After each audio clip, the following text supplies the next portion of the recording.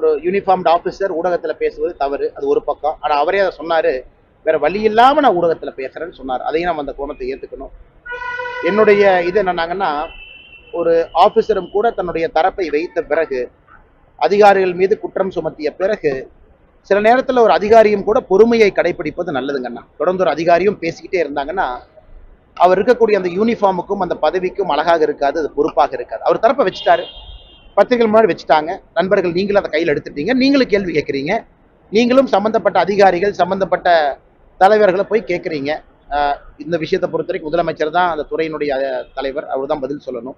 அதன் பிறகு தொடர்ந்து இது பேசிக்கிட்டே இருந்தா, காவல்துறை அதிகாரியும் பேசிக்கிட்டே இருந்தா தவறா போயிருங்கன்னா, நான் என்னை பொறுத்தவரை நேர்மையா இருந்திருக்கிறாரு, அவர் பேசியிருக்கிறாரு, நிறைய கைதுகள் செஞ்சிருக்கிறாரு.